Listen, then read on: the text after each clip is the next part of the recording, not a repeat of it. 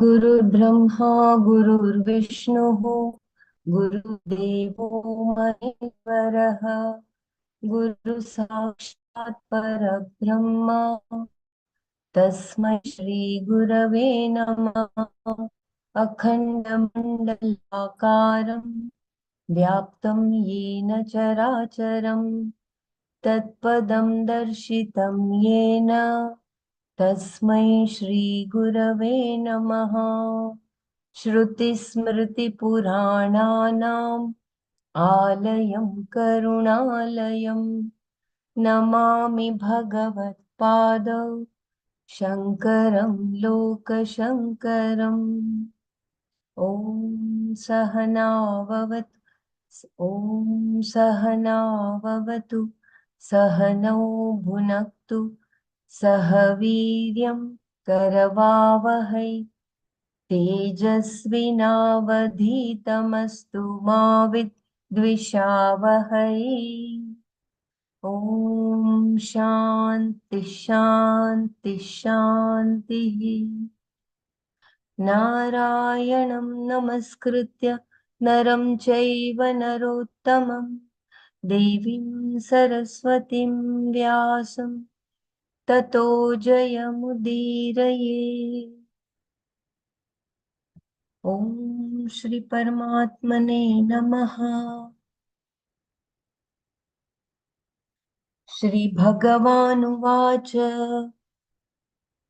इदं शरीरं कौन्तेय क्षेत्रमित्यभिधीयते एतद्यो वेति तं प्राहुः क्षेत्रज्ञ इति तद्विदः। क्षेत्रज्ञं चापि मां विद्धि सर्वक्षेत्रेषु Bharat.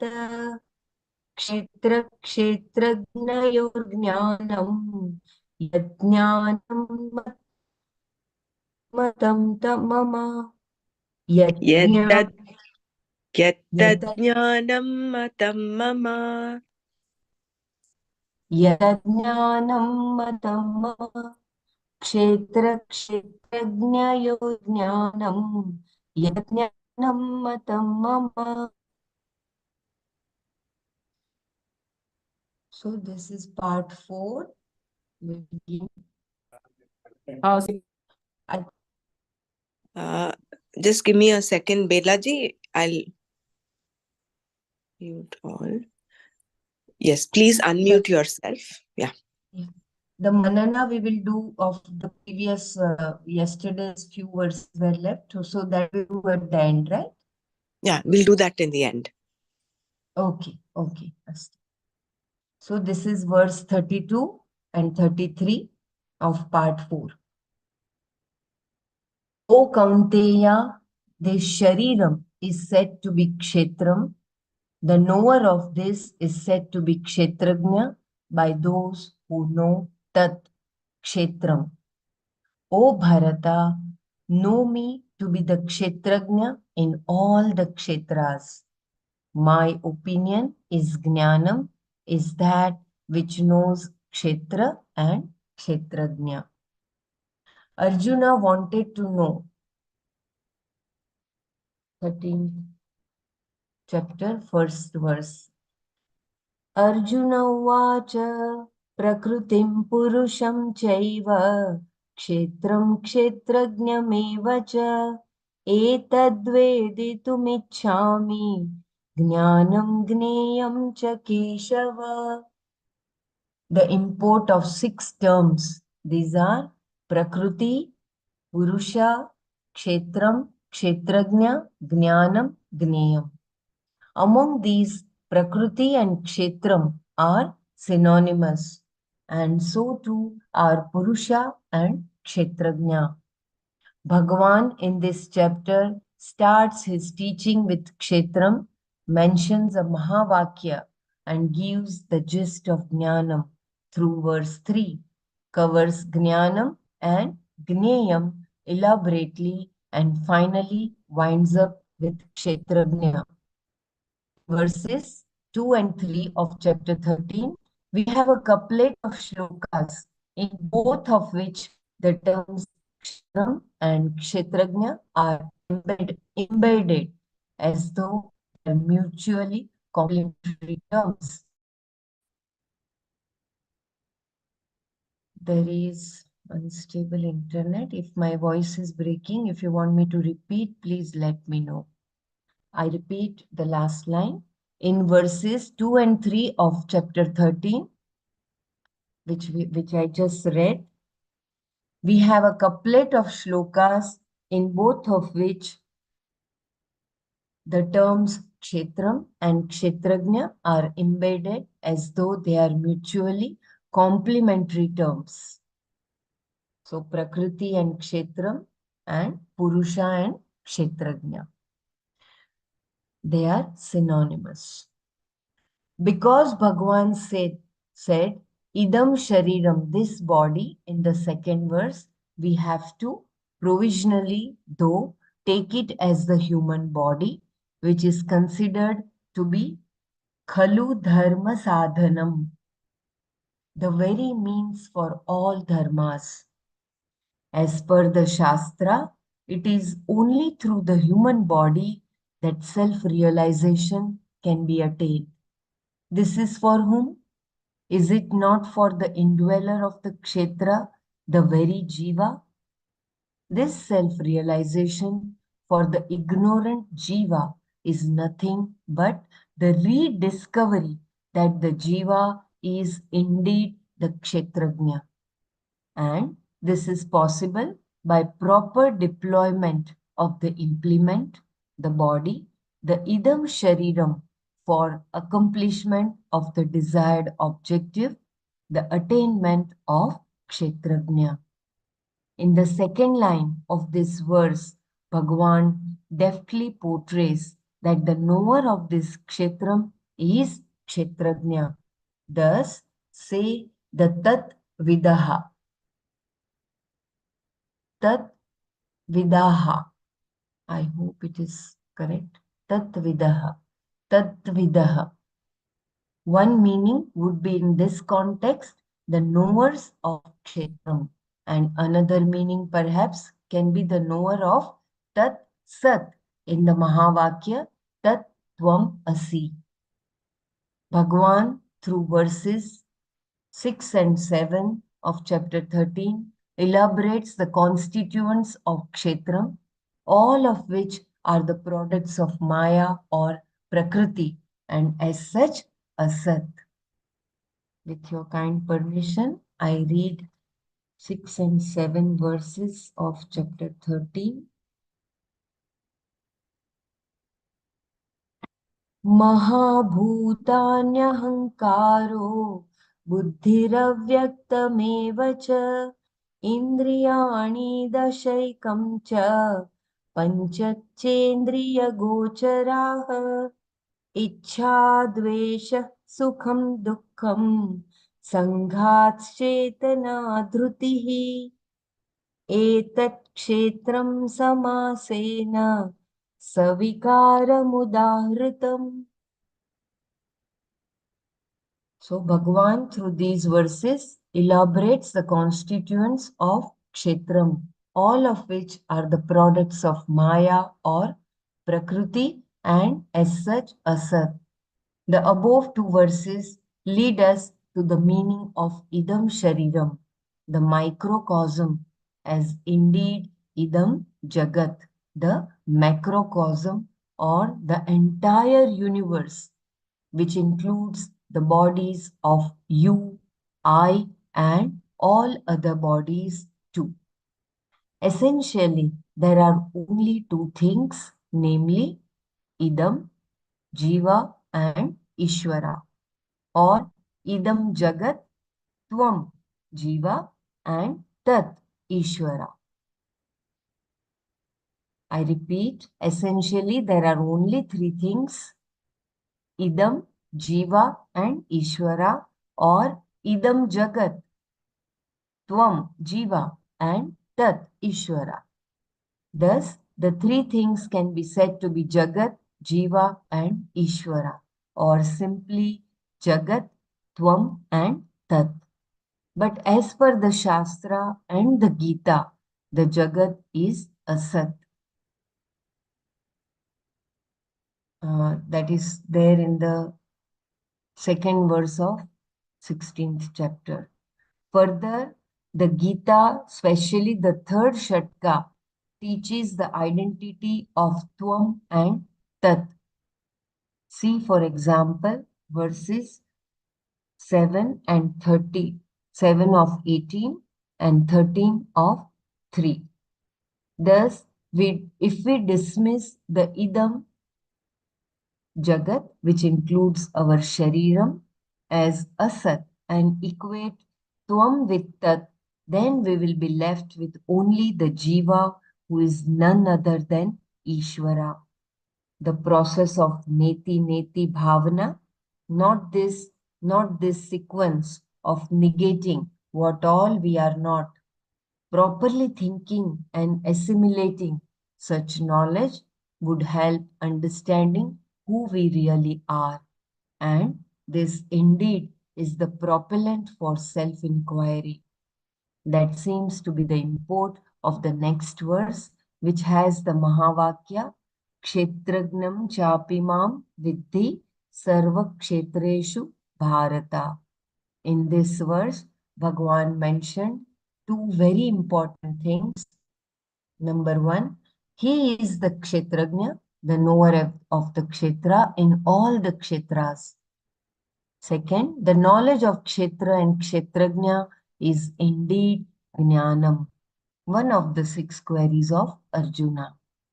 The Kshetras may be the human bodies, the animal bodies, the bodies of all other species, the mountains, the rivers, the oceans, the space, the air, the fire, the earth, or even the earth like other heavenly bodies, planets, the suns, stars, galaxies, in fact, anything that is visible, cognizable, or even vaguely imaginable. All the kshetras are asat and as such are dependent. Like even the dream depends on the dreamer and as such negatable. Whereas the kshetragnya, the knower of the kshetras, is independent and though obtaining in all the kshetras is one which is the truth. The kshetras are perishable, while the kshetragnya is unborn, ancient, beginningless, and everlasting. See verses 2:16 through 25. One way of getting rooted in this knowledge is to compare and contrast Kshetra and Kshetragnya all the time, assimilate such knowledge and contemplate on the import of the teaching. Thus, there is a table which differentiates Kshetra and Kshetragnya. So, Kshetra. The Kshetras are many and varied, whereas the Kshetrajna is one and invariable. Kshetra is Asat. Kshetrajna is Sat. Kshetra is apparent and dependent, and Kshetrajna real and independent. Kshetra is perishable. Kshetrajna is imperishable. Kshetras are born, has both beginning and end. Kshetrajna is unborn, beginningless and everlasting. Kshetras have unique qualities and are various. Compared to that, Kshetrajna is quality less and the one in all the Kshetras. Kshetra is destructible and Kshetrajna is indestructible. Kshetra is jadam, inert, and no cognition of one's own existence. Compared to that, Kshetrajna, Chaitanyam, the witness and awareness. Kshetra, they are always changing and agitated. Kshetrajna is changeless and sanatana. No, changeless and shantam. Kshamyatam. Kshetrajna is changeless and shantam. Kshetra, they are parichinnaha, limited in space and time. And Kshetrajna is aparichinnaha, all pervading and limitless. Kshetra is the object, the illumined, and Kshetrajna is the very subject, the very illuminator of all. Kshetras are samsaris. Kshetrajna is the witness of the very samsara. Kshetras are kinchignaha or alpagnaha, a little knowing, ajnani, ignorant. Compared to that, Kshetrajna is sarvagnaha, all knowing, jnani, and omniscient. And the list can be endless. The knowledge that helps make the clear, unambiguous, and doubtless distinction between the Kshetra and Kshetrajna, and also the knowledge that helps root one in the Kshetrajna is considered to be Jnanam by Bhagavan. The one who gains this Jnanam is also considered to be none other than Bhagavan. Jnani Tvameva me matam. Jnani Tvam Jnani tva meva me matam. Jnanitvatmeva me matam. That is from the verse 7 of 18th chapter.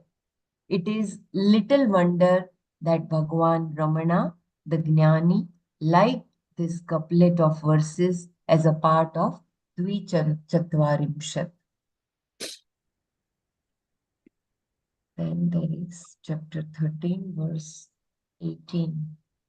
Samam sarveshu bhuteshu tishtantam parameshwaram vinashyatya vinashyantam yah pashyati sa pashyati. Parameshwara, non-destructible amongst the destructible, resides equally in all. Whoever knows this is the seer. It is as though Kshetrajna is renamed as Parameshwara, the supreme Ishvara. The prefix Param to Ishvara may be poetic excellence in this verse. It is now good to recall the verses 2, 17, and 18. Is it from chapter 2? Brahmaraji, should I recall this as it is said from chapter 2? Chapter 2 it is, I hope. Yeah, it's chapter 2, 17 and 18. Yeah, okay.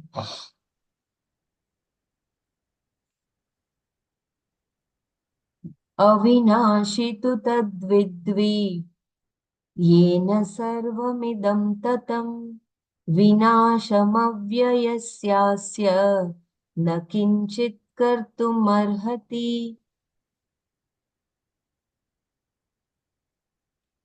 अन्तवन्त इमे देहा नित्यस्योक्ता शरीरिणः अनाशीनो प्रमेयस्य तस्माद्युध्यस्व Bharat.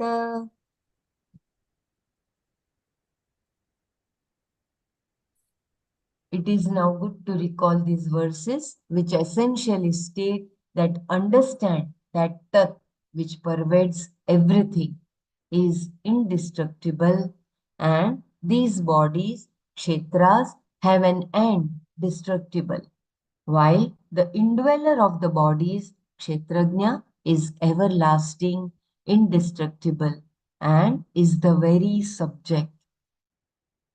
Parmeshwara, the kshetrajna, being one and invariable, resides equally in all.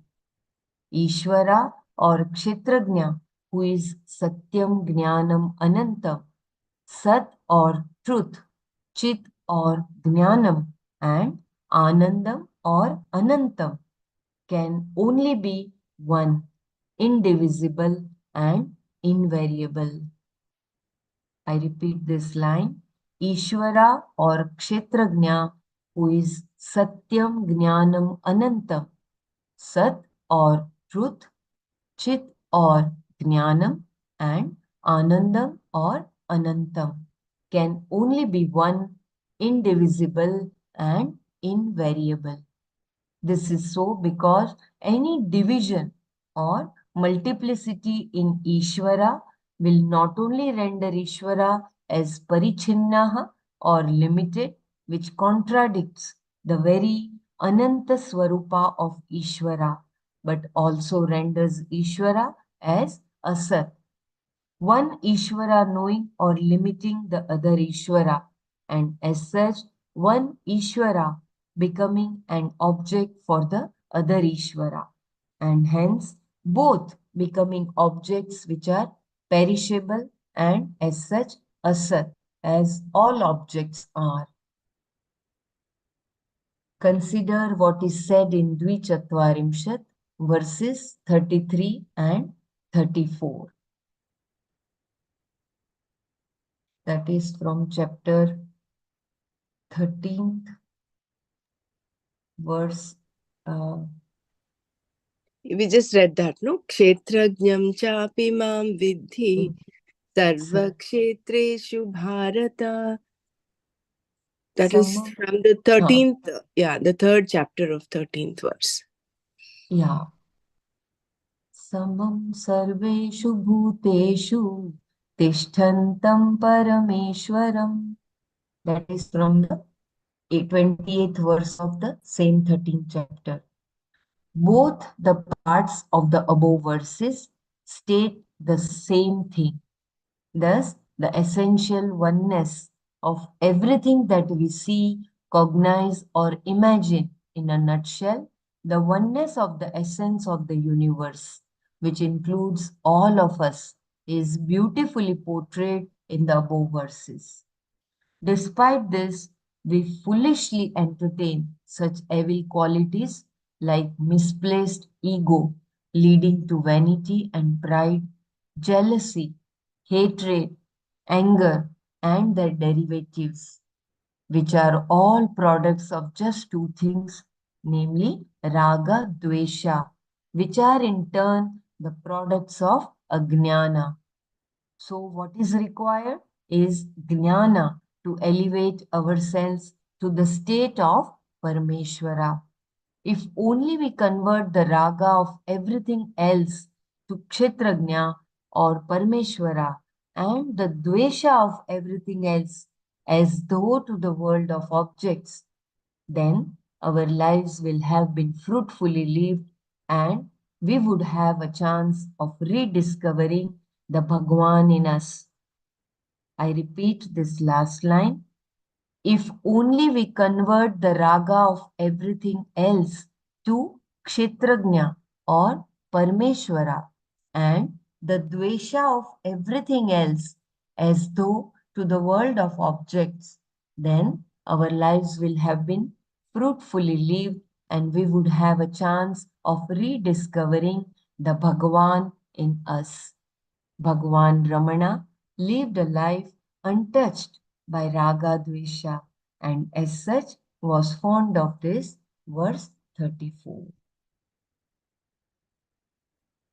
Next is verse 35 30. Yadha sarvagatam saukshmyat आकाशानुपलिप्यते सर्व सर्वत्रावस्थितो देहे तदात्मानुपलिप्यते. Just as the all-pervading Akasha, to its being subtle, is not tainted by what it accommodates, so too Atma, which pervades all bodies in all their states, is not tainted by what Atma pervades. I repeat, there was break.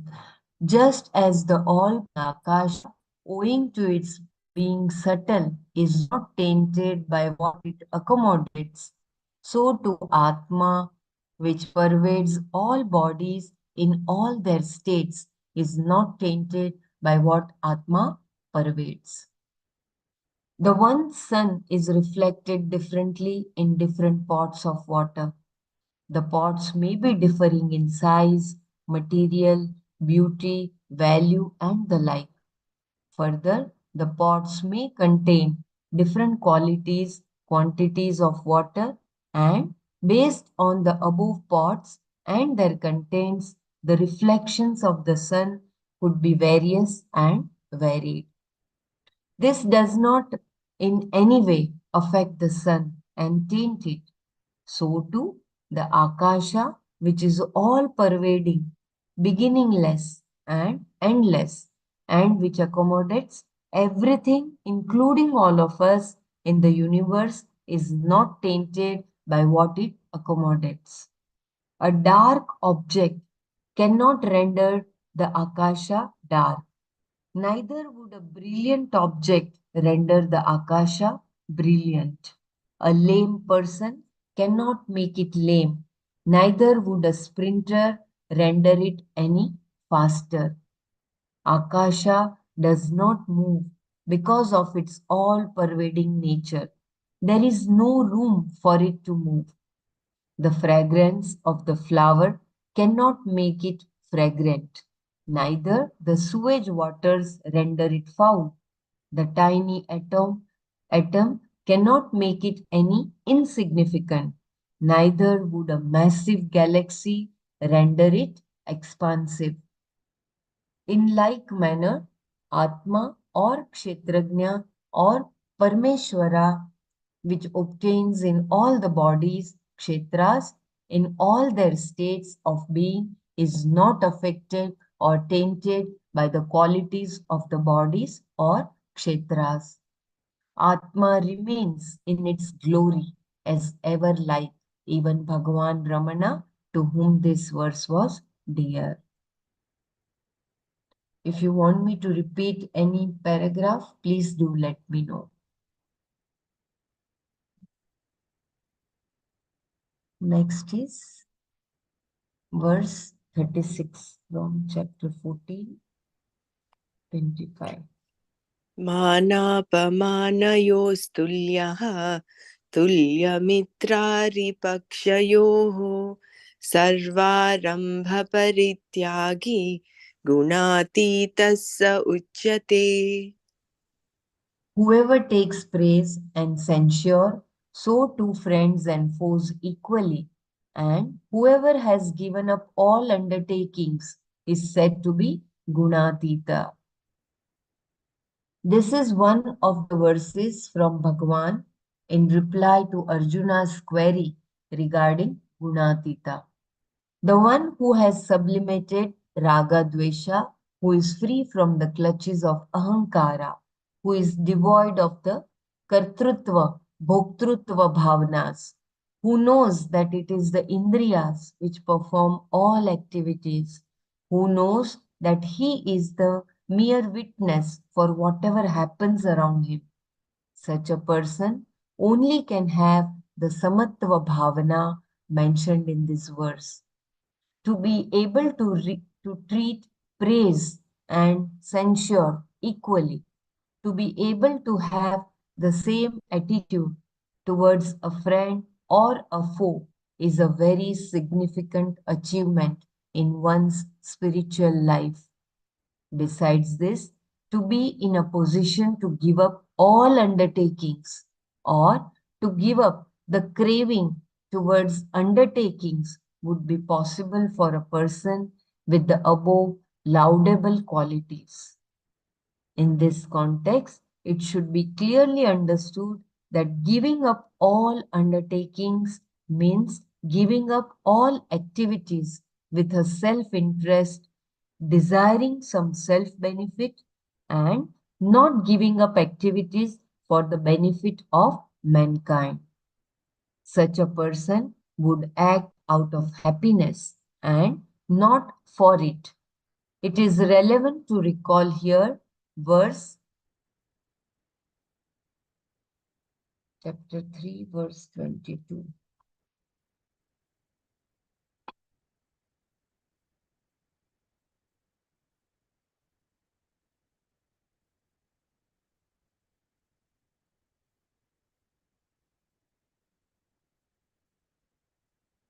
न मे पार्थास्ति कर्तव्यं त्रिषु लोकेषु किञ्चन नानवाप्तमवाप्तव्यं वर्त एव च कर्मणि.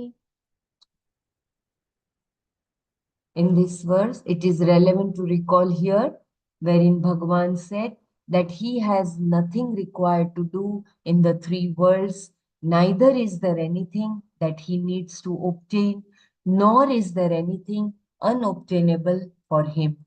Even then, he would indulge in activities for the benefit of mankind.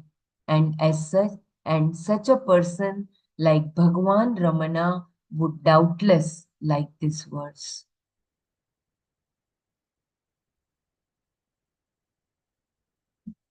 Next is verse 37 from chapter 15, verse 5. निर्मानमोहाजित संगदोषा अध्यात्मनित्या विनिवृत्तकामाः द्वन्द्वैर्विमुक्ता सुखदुःखसंज्ञैः गच्छन्त्यमूढा पदमव्ययं तत्. Kindly correct me if my pronunciation was wrong. Free from craving for honor and free from delusion, devoid of the defects of attachment, ever thinking of Atma, free from desires, free from the pairs of opposites like happiness and sorrow, the one who is not a dunce or dunes, the one who is not a dunes, reaches that avyayam padam. Dunce. Dunce is a dull person. Okay, I repeat, free from craving for honor and free from delusion, devoid of the defects of attachment, ever thinking of Atma, free from desires, free from the pairs of opposites like happiness and sorrow, the one who is not a dunce reaches that avyayam padam. That avyayam padam, the ultimate freedom, is attainable provided one is free from the desire to be honored. The desire for honor is born out of inflated ego, which requires to be understood and sublimated with proper, continuous, and adequate efforts. Free from delusion, born out of ignorance of oneself. One is born with this delusion. Repeated thoughts pertaining to who we are. How did we come into being? What is the meaning of life? Who are our parents, brothers, and sisters? What are we to accomplish? What is death? What is the life after death, etc. And regular satsang, which would answer the above questions and would help dilute this delusion. Free from attachment, for it leads to misery and binds one firmly in the samsara. Free from desires for happiness or free from binding desires. free from raga dvesha. These are our real enemies, and hence we must strive to reduce their hold on us and ultimately eliminate them, especially if their effects are binding. Free from the pangs of the pairs of opposites like Sukha Dukkha, Janma Mrityu, Shita Ushna, cold heat, Balyam, Vardhakyam, childhood, old age, Nirmaya, Amaya, Niramaya, Amaya. Kindly correct me if my pronunciation. Niramaya and Amaya. Niramaya. Niramaya is free from any disease. Amaya is disease. Okay. Niramaya, Amaya. Dhanyavad. So, this is possible by proper understanding and assimilation of such knowledge.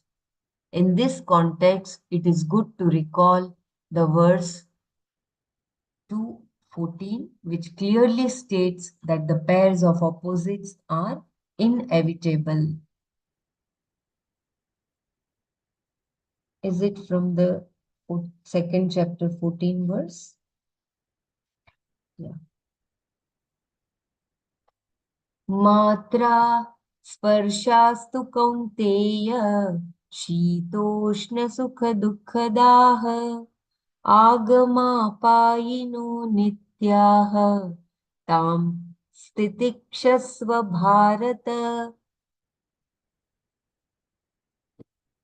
which clearly states that the pairs of opposites are inevitable.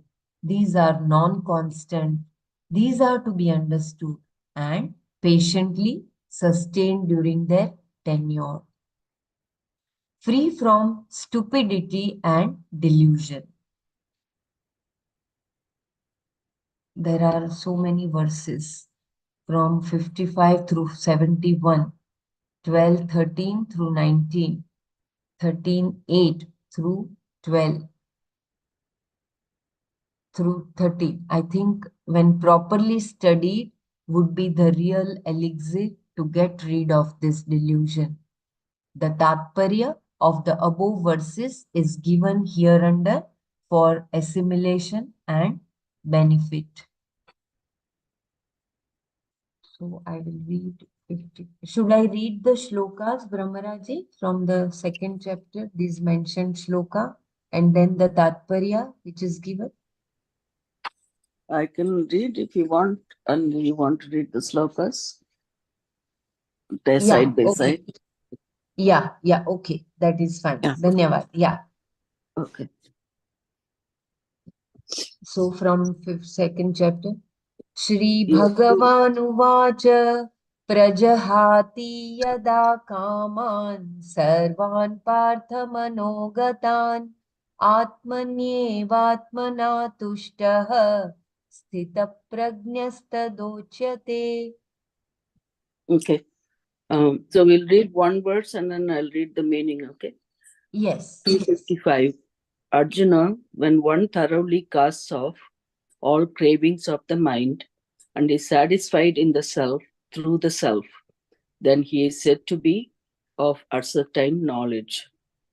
So again, when one thoroughly casts off all cravings of the mind and is satisfied in the self through the self, then he is said to be of ascertained knowledge. Go ahead. Next. Dukheshvanudvigamana Sukheshu vigataspruhaha Vitara. Sorry. Yeah. Dukhesh vanodvignamanaha sukeshu vigataspruhaha vitaraga krodha stitadhirmunirujyate. 256 is that the sage whose mind remains unperturbed amid sorrows, whose thirst for pleasures has altogether disappeared, and who is free from passion, fear, and anger is said to be of ascertained knowledge. So here, the sage whose mind remains unperturbed amid sorrows, whose thirst for pleasures has altogether disappeared, and who is free from passion, fear, and anger, is said to be of ascertained knowledge. Yeah, these are all, I think, Sthita Prajna Lakshana. Right? Mm. Yeah, it's nice to read it again because it helps to read it with the sloka. Yeah. Yeah. Mhm. Next is 57. Yeah. यः सर्वत्रानभिस्नेहः तत्प्राप्य शुभाशुभम्. I think That's propya subhi. तत् प्राप्य शुभाशुभम्. यः सर्वत्रानभिस्नेहः तत्प्राप्य शुभाशुभम्. Is it correct now? Yes. Yeah. धन्यवाद. नाभिनन्दति न द्वेष्टि तस्य प्रज्ञा प्रतिष्ठिता. Okay. 257. He who is unattached to everything, and when meeting with good and evil, neither rejoices nor recoils, then he is said to be of ascertained knowledge. Again, he who is unattached to everything, and when meeting with good and evil, neither rejoices nor recoils, then he is said to be of ascertained knowledge. 58. Mm. यदा संहरते चायं कूर्मोऽङ्गानीव सर्वशः इन्द्रियाणीन्द्रियार्थेभ्यः तस्य प्रज्ञा प्रतिष्ठिता. Verse 258. When, like a tortoise that draws in its limbs from all directions, he withdraws all his senses from the sense objects, then he is said to be of ascertained knowledge. Again, I'll read this. When, like a tortoise that draws in its limbs from all directions, he withdraws all his senses from the sense objects, then he is said to be of ascertained knowledge. Yeah. 59. विषया विनिवर्तन्ते निराहारस्य देहिनः रसवर्जं रसोऽप्यस्य परं दृष्ट्वा निवर्तते. Verse 59. Sense objects turn away from him who does not enjoy them with his senses, but their taste persists. This relish also disappears when he realizes the Supreme. So the sense objects turn away from him who does not enjoy them with his senses, but their taste persists. This relish also disappears when he realizes the Supreme. 60 verse. यततो ह्यपि कौन्तेय पुरुषस्य विपश्चितः इन्द्रियाणि प्रमाथीनि हरन्ति प्रसभं मनः. It's number 60. Turbulent by nature, the senses even of a discerning man who is practicing self-control forcibly carry away his mind, Arjuna. So again, turbulent by nature, the senses even of a discerning man who is practicing self-control forcibly carry away his mind, Arjuna. 61 verse. तानि सर्वाणि संयम्य युक्तः आसीत मत्परः वशे हि यस्येन्द्रियाणि तस्य प्रज्ञा प्रतिष्ठिता. Yeah, 61. Therefore, Yes. having controlled all the senses and concentrating his mind, he should sit for meditation, devoting himself, heart, and soul to me. For So devoting himself heart and soul to me, for he whose senses are mastered is said to be of ascertained knowledge. Again, I'll read this one more time. Therefore, having controlled all the senses and concentrating his mind, he should sit for meditation, devoting himself heart and soul to me, for he whose senses are mastered is said to be of ascertained knowledge. 52. Mm. ध्यायतो विषयान् पुंसः सङ्गस्तेषुपजायते सङ्गात् सञ्जायते कामः कामात् क्रोधोऽभिजायते. Yeah, number 62. The man dwelling on sense objects develops attachment for them. From attachment springs up desire, and from desire, unfulfilled ensues anger. So the man dwelling on sense objects develops attachment for them. From attachment springs up desire, and from desire ensues unfulfilled desire ensues anger. 63. क्रोधात् भवति सम्मोहः सम्मोहात् स्मृतिविभ्रमः स्मृतिभ्रंशात् बुद्धिनाशः बुद्धिनाशात् प्रणश्यति. 63. From anger arises infatuation. From infatuation, confusion of the memory. From confusion of memory, loss of reason. And from loss of reason, one goes to complete ruin. So, from anger arises infatuation. From infatuation, confusion of memory. From confusion of memory, loss of reason. From loss of reason, one goes to complete ruin. 64. रागद्वेषवियुक्तैस्तु विषयानिन्द्रियैश्चरन् आत्मवश्यैर्विधेयात्मा प्रसादमधिगच्छति. 64. But the self-controlled sadhaka, while enjoying the various sense objects through his senses, which are disciplined and free from likes and dislikes, attains a placid mind. So again, but the self-controlled sadhaka, while enjoying the various sense objects through his senses, which are disciplined and free from likes and dislikes, attains a placid mind. Next is 65.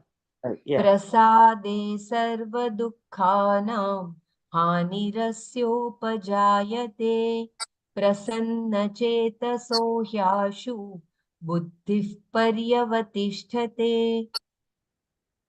65. With the attainment of placid mind, all his sorrows come to an end, and the intellect of such a person of a tranquil mind soon matures for the truth. So, with the attainment of placid mind, all his sorrows come to an end, and the intellect of such a person of a tranquil mind soon matures for the truth. 66.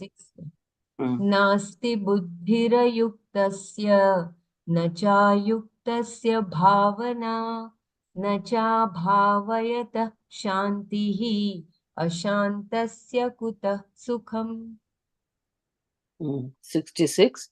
He who has not controlled his mind and senses can have no reason, nor can such an undisciplined man think of God. The unthinking man can have no peace, and how can there be happiness for one lacking peace of mind? I'll read it again if you want. He who has not controlled his mind and senses can have no reason, nor can such an undisciplined man think of God. The unthinking man can have no peace, and how can there be happiness for one lacking peace of mind? 67. Indriyanam hi charatam yanmanonu tadasya harati prajnam vayurnavamivambhasi.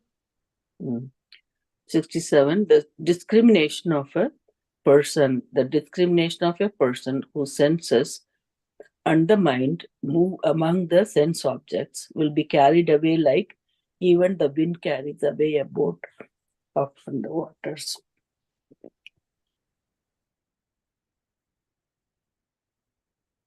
So you want to read again the same word? Okay. Okay. The discrimination of a person, I am repeating verse 67. The discrimination of a person whose senses and the mind move among the sense objects will be carried away like even the wind carries away a boat upon the waters. 68. तस्माद्यस्य महाबाहो निगृहीतानि सर्वशः इन्द्रियाणीन्द्रियार्थेभ्यः तस्य प्रज्ञा प्रतिष्ठिता. Are you there, Dr. Mara? I hear that cough, so if you Yeah. want to go. It's No, no. actually nigrihitani. The gru has to be stretched a bit. You can chant that one more time, Bela. Yeah, yeah. तस्माद्यस्य महाबाहो निगृहीतानि सर्वशः. Correct? Yes, this is correct. इन्द्रियाणीन्द्रियार्थेभ्यः तस्य प्रज्ञा प्रतिष्ठिता. Therefore, Arjuna, he whose senses are completely restrained from their sense objects, is said to be of ascertained knowledge. I repeat, therefore, Arjuna, he whose senses are completely restrained from their sense objects, is said to be of ascertained knowledge. या निशा सर्वभूतानां तस्यां जागर्ति संयमी यस्यां जागृति भूतानि सा निशा पश्यतो मुनेः. That which is night to all beings, in that the wise man is awake, and in that in which all beings are awake, day the wise man is asleep. I repeat, that which is night to all beings, in that the wise man is awake, and in that in which all beings are awake, day the wise man is asleep. 70. आपूर्यमाणम् अचलप्रतिष्ठं समुद्रमापः प्रविशन्ति यद्वत् तद्वत् कामायं प्रविशन्ति सर्वे स शान्तिमाप्नोति न कामकामी. As the waters of different rivers enter the ocean, which, though full on all sides, remains undisturbed, likewise, he in whom all enjoyments merge themselves without causing disturbance attains peace, not he who hankers after such enjoyments. I repeat, as the waters of different rivers enter the ocean, which, though full on all sides, remains undisturbed, likewise, he in whom all enjoyments merge themselves without causing disturbance attains peace, not he who hankers after such enjoyments.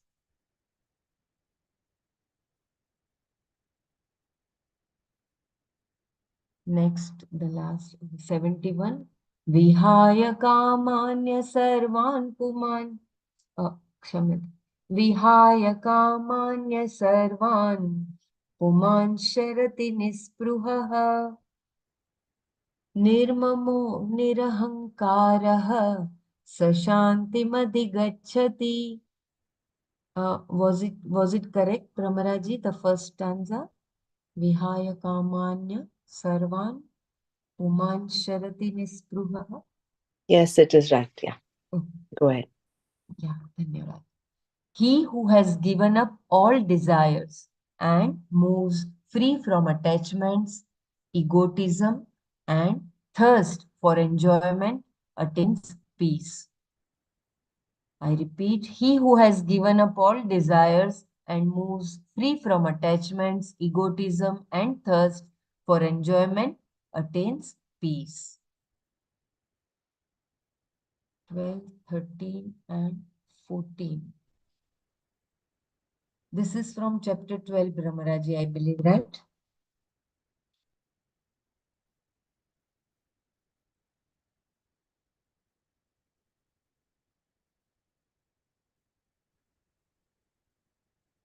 Yeah, I believe chapter 12.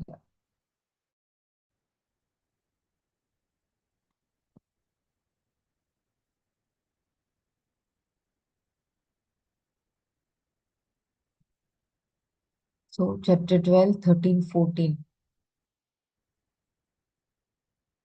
I think this is Adveshta Sarva Bhutanam Maitra Karuna Evacha Nirmamo Nirahankaraha Samadukha Sukha Kshami Santushta Satatam Yogi Yathatma Drida Nishchayaha Mayarpita Mano Buddhihi Yo Madbhakta Same Priyaha Yasmanno dvijate loko lokano dvijate chayaha harshamarshbhayodvegaihi mukto yassa cha me priyaha anapeksha shuchirdaksha udasino gatavyatha sarvarambha parityagi yo madbhaktas me priyaha यो न हृष्यति न द्वेष्टि न शोचति न काङ्क्षति शुभाशुभपरित्यागी भक्तिमान्ये यः स मे प्रियः एतु धर्म्यामृतमिदं यथोक्तं पर्युपासते. Is that the one? Yeah, 16th, 17th, the 17th is also there. Yeah. 18th, yeah. Samashatrau cha mitre. Samashatrau cha mitre cha तथा मानापमानयोः शीतोष्णसुखदुःखेषु समसङ्गविवर्जितः तुल्यनिन्दास्तुतिर्मौनी सन्तुष्टो येन केनचित् अनिकेतस्थिरमतिः भक्तिमान् मे प्रियो नरः. So nice. You have by hearted Brahmaraji, right? Well, this was because we had a Sanskrit Bhagavad Gita chanting competition in school. So, third and the 12th chapter, and some parts of the second, are kind of by hearted. Yeah. Beautiful. Yeah. I think from here I have to read, right? From 13, 14. Yeah. He who is free from malice toward all beings, friendly and compassionate, rid of the sense of I and mine, balanced in joy and sorrow, forgiving by nature, ever contented and mentally united with me, nay, who has subdued his mind, senses, and body, has a firm resolve, and has surrendered his mind and reason to me, that devotee of mine is dear to me. Next, he who is not a source of annoyance to his fellow creatures and who in his turn does not feel vexed with his fellow creatures and who is free from delight and envy, perturbation, perturbation. Kindly correct me. Perturbation. and fear. Perturbation. Yeah. Yeah, perturbation and fear is dear to me. He who has no craving, who is pure, capable, unconcerned, devoid of fear, and who has given up the urge for undertakings, such a devotee of mine is dear to me. He who neither rejoices nor hates, nor grieves nor desires, and who renounces both good and evil actions and is soaked in devotion to me is dear to me. He who is disposed equally to friend and foe and is equanimous to honor and shame, who is alike in heat and cold, pleasure and pain, and all other contrary pairs of experiences, and is free from attachment, he who takes praise and reproach alike and is contented with whatever is available, he who has no place of residence, who is firm in his mind towards me and is full of devotion to me, is dear to me. I think someone can help to take over. Uh, should we go ahead or there is? Yeah, what chapter? What shlok? We have another 4 shlokas to do. You mean the 13th chapter? Yeah, 13th The remaining. chapter. Yeah, and every shloka, whatever we have repeated from chapter 2nd and this chapter 12th, I think every has Manana. So please guide us how we should go ahead, Brahmaraji. Should we continue? If we have to continue, I can continue sharing the screen. Someone can help in reading if we want to. Yeah. We'll need Chapter someone to chant the shlokas. Maybe we'll skip the chanting. We can just read the English meanings. yeah. Can Uh, someone help? Dr. Mara, Any? are you able to read? Okay, I'll Yeah, read this. thank you. Yeah, Yeah. Dhanyavad. Dhanyavad. no problem. It is from 13:8. I had to read. Yeah. Yes, yes, Dr. Mara. Yes. Okay. Yeah. 13, Yeah. Yeah. 13:8. Absence of desire to be honored, freedom from misplaced and bloated ego, non-violence, forbearance, integrity. This is the other one. Alignment of body, mind, and speech, service of the preceptor, purity, firmness of mind, shama and dama.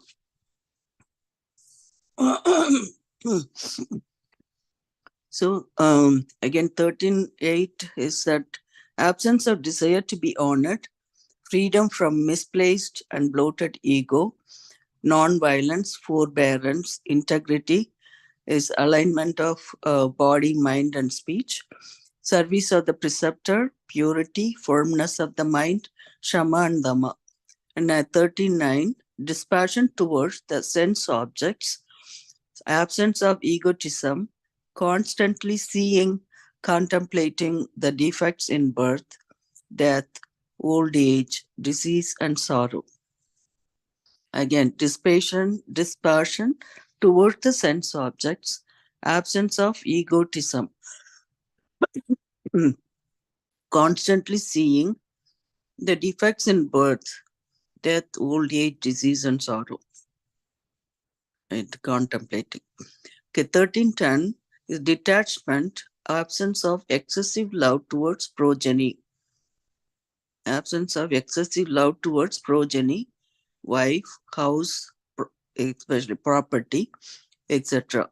Being over equanimous with respect to the occurrence of likes and dislikes. So, a detachment, equanimity. Having unadulterated bhakti in me with no other thought. This is 13:11. Having unadulterated bhakti in me with no other thought, a propensity to naturally like solitude, ekanta desha seva, an aversion to groups of people. Give me. Sorry. So, 1312, commitment to the acquisition of self Okay, knowledge. Judith, sorry to interrupt. This Yeah. 11th one, Mm. bhakti in me with no other thought. Yeah, with no other thought. That How basically, it is like, mm, how it is possible? Like just now also we are reading, so uh, it's, I don't know, it's little if the bit thought comes, impractical. you let it go, and then over time, if you keep doing it, hopefully, then that thought doesn't come. It's only focusing on, just for example, if you're doing something, right? If you're having pain or something, you're watching some movie, you actually forget about the pain and you're only watching the movie, right? Something like Yes, that. I mean, if you're really into intensely, you want to, that kind of thing. But anyway, he this particular one says having unadulterated, which means no mixing up anything else. That bhakti is towards um, in the unadulterated bhakti in me with no other thought, a propensity to naturally like solitude, like in silence, or either that's what the ekanta desha seva, and aversion to groups of people. aversion to groups of people also little bit like Mm. uh, Well, even if impractical. you're among the, It is This one only part of the sadhaka's during the lakshanas, yeah, wanting to, revel in solitude, and it naturally happens. You'd want to be by yourself. And yeah, therefore, this aversion to groups of people happens because it is going outwardly. It is not like you uh, detest maybe it, but it it is happens a sign of naturally. it is a sign of depression, I feel. When you are No, doing no. tapasya, See, I think, certain Madhuri ji, we will have to take this in the context it is being given. yeah, Yeah. yeah, So the context in which it is being given is the lakshanas of a sadhaka. It is okay, not. okay. It is not to be taken separately and then say, "Oh, this is a sign of depression." No. Here it is like the avyabhicharini bhakti is yatra yatra manoyati tatra tatra samadhaya. So wherever That your makes mind is sense. going, Yes, you keep your mind on the Atma Vastu. that That makes a is the sense.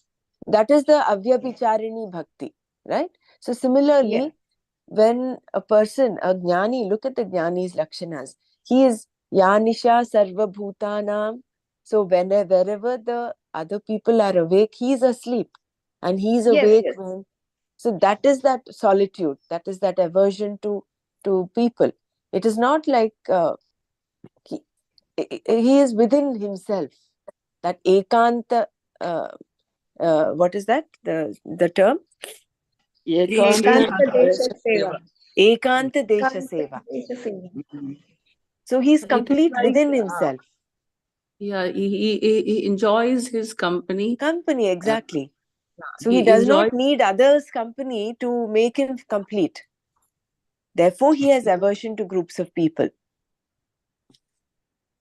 Aversion in the sense, it is to be understood like he does not clamor for company. There are some people, if you remember Introduction to Atma Bodha, Swami Chinmayananda said, the mind tries to escape in so many ways, looking at itself. So we try to find, if you don't want to look at yourself, you don't want to face the reality of what you truly are inside. So you start singing or you start humming or you, get on to another activity. So the mind is constantly linked to one activity or the other. So it is not available for any introspection. Yeah, this is that verse is called Yeah. Mai Chananya Yogena Bhaktir Avya Vicharini Vivikta De Sevita Sevitvam Ara Aratirjana samsadi. Jnana Yeah. Very Chadi. beautiful. Yeah, so that's basically what that unswerving devotion through contemplation only as one's own resort to solitude. It obviously it's going to that you probably don't want to be with the other company when you are in that mood. You haven't gotten there yet, so you can be with the group You, of people. you feel complete from within. Oh, Madhuriji. Oh my God. Okay, we maybe another 10 years. It will take 5 to 10 years. Maybe you'll be by out by yourself, thinking about God. Hopefully, It can yeah, happen right now. it can. But I'm just saying, like but Yeah. that way, you take it slowly, and it can happen anytime. Who knows? Uh, okay. 1312 commitment to the acquisition of self knowledge, a spontaneous liking for knowing the truths of the Shastras leading to Atmajnana. All these together form the Jnana Sadhana. Anything opposed to this is said to be Ajnanam. So, commitment to the acquisition of the self knowledge. It is a spontaneous liking for knowing the truths of the Shastra leading to Atmajnana. All these together form the Jnana Sadhanam. Anything opposed to this is said to be Ajnanam. This is probably applicable to us. 16:1 to 3. Fearlessness, purity of the mind, being rooted in the self knowledge, charity, mastery of the sense organs, Dhamma, taking up activities for the benefit of the mankind, Yajna, self study, penance, steadfastness, non injury, adherence to truth, sublimation of anger, renunciation, peaceful disposition, absence of malicious nature, compassion to all beings, detachment from the sense objects, having a soft and pleasing nature with all, shying away from wrong pursuits, not having a capricious mind, brilliance, forgiving nature, steady resolve, purity, not being deceitful, not craving for honor. All the above fine qualities are the marks of one born with divine tendencies. We tried to memorize this verse, and that something start with the upper. So that's what I remember. Very nice. 8. Free from all other thoughts, always reveling in Atma, and well immersed in that thought. Mm. So free from all other thoughts. Again, Madhuriji here. Free from all other thoughts and always receiving in Atma. Receiving in Atma and well immersed in that thought. So you revel in Atma and well immersed in that thought. This requires a constant adherence to the study of the Upanishads. So that's what we are doing. The study of the Upanishads, the Gita, and such like scriptures, discussing with like minds the truths expounded therein. In this text, contemplation on Atma and constantly, spontaneously reveling in the thoughts relating to Atma. So this is a two paragraphs are very very nice. The It list, is like the Taila Dharavata. It is like that flow of oil which is yeah, uninterrupted. uninterrupted. Yeah, it just kind of put everything together for us. The list seems to be big, and the task seems to be daunting. But considering that we have been carrying this load born of moha, delusion, Ragadvesha, Ajnana, and their derivatives for innumerable janmas thus far, and also considering that we need to put an end to the evil effects of these causes, lest they should trouble us again in future janmas. It is possible with helpful means and prayatanam, a proper adequate effort in the right direction, to gain this avyayam padam. Bhagavan Ramana, originally a highly evolved soul, had gone through this process and was eminently successful, and as such must have liked this verse. So nicely given. This is what this verse is about from this long thing that we read. The verse 37. Yeah, this is the verse 37. Yeah, I know, but I'm trying to go back to that to see what that verse was, because we gave Nana gave a lot of the information on this one. Oh, this is निर्माणमोहाजितसङ्गदोषा अध्यात्मनित्या विनिवृत्तकामाः द्वन्द्वैर्विमुक्ताः सुखदुःखसंज्ञैः गच्छन्त्यमूढाः पदमव्ययं तत्. okay. Free from craving for honor and free from delusion, devoid of the defects of attachment, ever thinking of Atma, free from desires, free from pairs of opposites like happiness and sorrow, the one who is not a dance, sorry, not a dunce. What is that dunce means? Dunce Reaches, is a dull person. oh, dull person. Okay, dunce reaches that abhyayam padam. Wow, that's very nice. So we have to keep this in mind. Verse 37. Should we read ahead, Brahmaraji, or we? Yeah, I think we have 4 verses left. Maybe if you can just, are you able to share I can screen? read it. Yeah. Somebody, Yeah. Dr. So Mara if you is can, reading. Yeah, I can read it. It's fine. The You shloka want can be read by. yeah.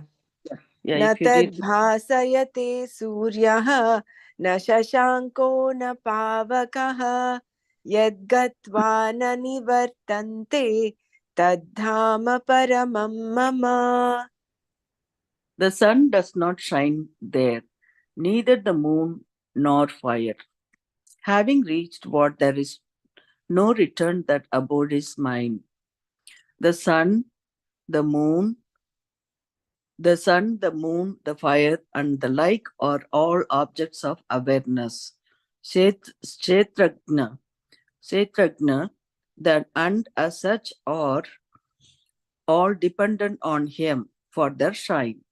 Neither can these objects neither can these objects ever reveal or shine, said Kshetrajna, who is self-effulgent and is is the very basis for all effulgence. Who look at this simple way. The space is apparently infinite, but it vanishes for me when I stop thinking about it. Thus, the apparently infinite space,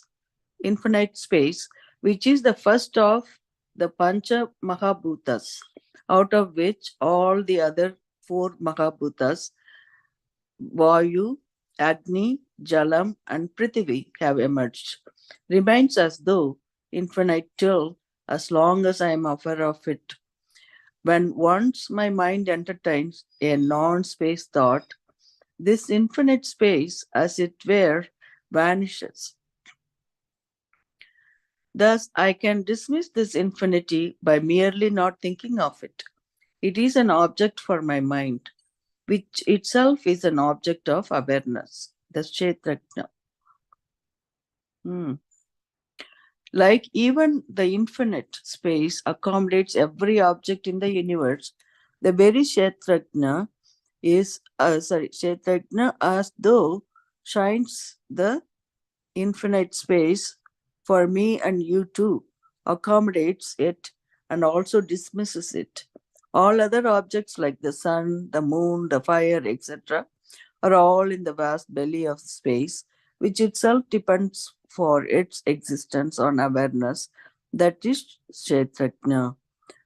Then, how can these objects ever dream of throwing light on and revealing Kshetrajna?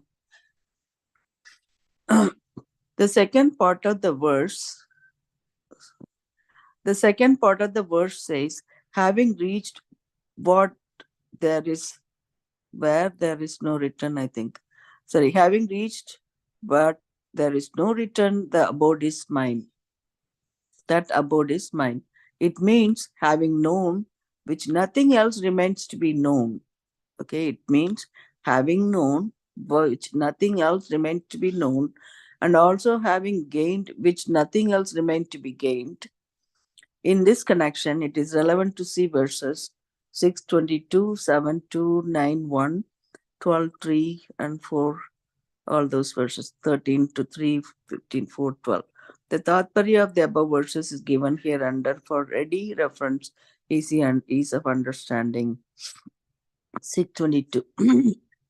And having obtained which he does not reckon any other gain as greater than that, and established in which he is not shaken even by the worst of sorrows. 7:2. I shall unfold to you this knowledge without any reminder, completely, together with wisdom, having known which nothing else remains to be known. 9:1. I shall unfold to you who are devoid of Asuya, the most secret knowledge together with wisdom, having known which you shall be free from the inauspicious samsara. Okay, 12, 3 and 4. Thus, however, who mastering their senses, even minded towards all, devoted to the welfare of all, constantly adore the unthinkable, omnipresent, indestructible, eternal, undefinable, immovable, unmanifest, and changeless Brahman, they gain me alone.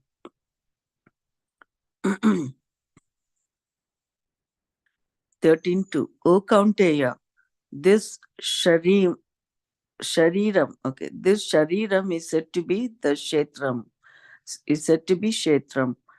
The knower of this is said to be Kshetrajna, by those who know that Kshetram.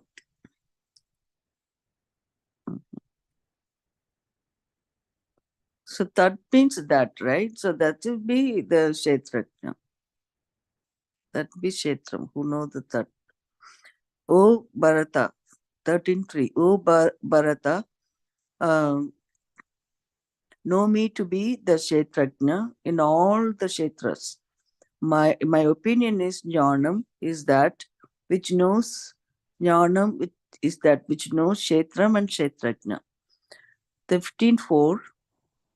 Thereafter one should diligently seek that supreme state, having attained which there is no return. Having attained which there is no return, and one should take refuge in the primeval being from whom this beginningless creation has progressed. That's nice. The radiance, bit 1512, the radiance in the sun that illumines the entire world, and that which shines in the moon and the fire too, know that radiance to be mine. It is said in the Shastra that after death, if we are lucky, we come back to humanity to make renewed efforts to know and be Parameshwara or Kshetrajna. After this, the search, the efforts to know, rediscover, and be the Tat ends. Yat Natva na Yat Natva na Gunaha Neyaha. having known which there is no further knowing. Yat bhutva na punarbhavaha. Having been which there is no further being. Okay, having been which there is no further being. Yat gatva na nivartante. Having gone or reached where there is no return. Mhm. That abode is Parameshwara, not just Parameshwara's place. When we, Bhagavan, permit, reach and be that abode, is there any need for return? That is the Param Dhamam. Param Dhamam. And thus, this is another favorite verse of Bhagavan Ramana. 16 to verse 13 and 23. I think we'll stop here today. Mm, We have another 4 verses to do, and a lot of manana to do from, I think, chapter from 29th verse downwards. So mm, I think we'll continue that tomorrow. For today, I know we've not had much time, any time for manana. We'll listen to Nirvana Shatakam and meet up tomorrow again. Tomorrow, I think we'll be completing Dwichatvarimshat. I had a word with Nana about the mm, plan forward as to chapter 18 or Tattva Bodh, Atma Bodh. He said it mm, will be a good idea to revise Tattva Bodh and Atma Bodh before we mm. start chapter 18, so that then we are prepared. I mean, we are, Sure, sure. ready for chapter 18, which again is almost like a summary of the whole Gita. So Mm. that will be, I think, mostly day after we'll start with Tattva Bodh. The Thank you so much. So that's 18th what chapter would be a really long one, I But think. in the it, meantime, I think all of us we should become more thorough with these 42 verses at least. Can we do Bhajagovindam and then do the Tattva Bodh? Is that okay? Or that's because also we fine. also mentioned, I right? would we do Tattva Mm, Bodh first, mm, and then we can do the Bhajagovindam and then Atma Bodh. That's fine. mm. We'll Okay. get the basics right. Tattva Bodh has all the basics in it, right? Yeah.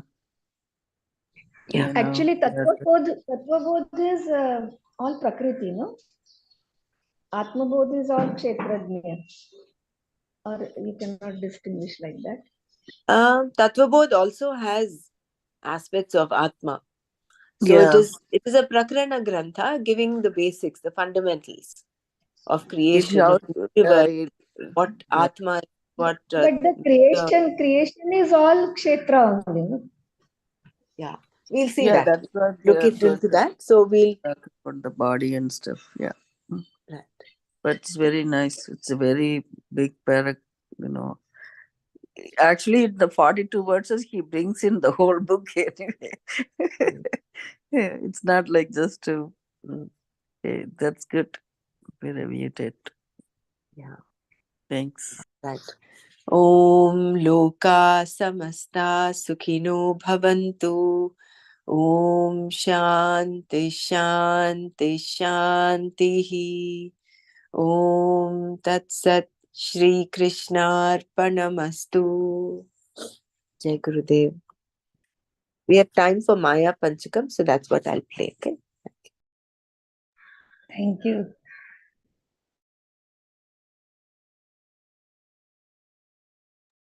I love this Maya Panchakam.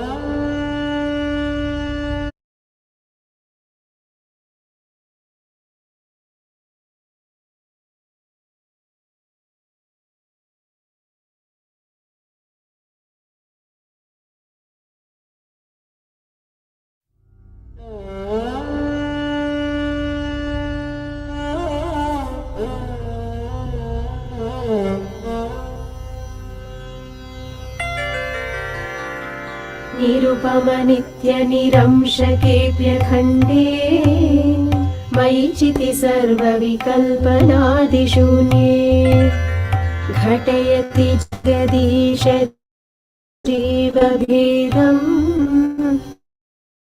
त्वघटितघटना पटीयसी माया त्वघटना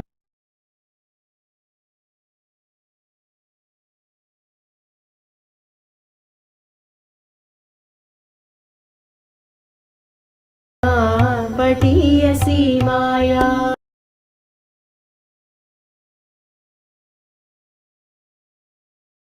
अनादिनि दर्शयः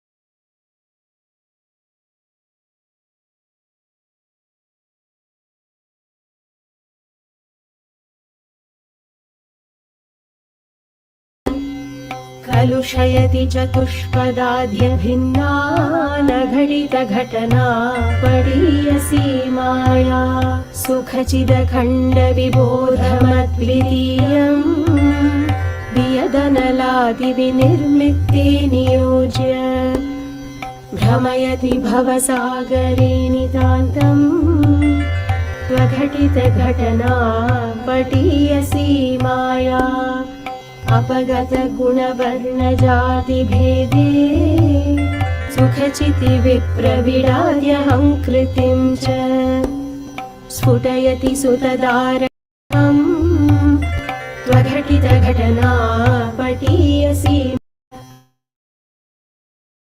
विधिहरिहरविभेदमप्यखण्डे बत विरचय्य बुधानपि प्रकामम् भ्रमयति हरिहरविभेदभावान् घटितघटना पटीयसी माया त्वघटितघटना पटीयसी माया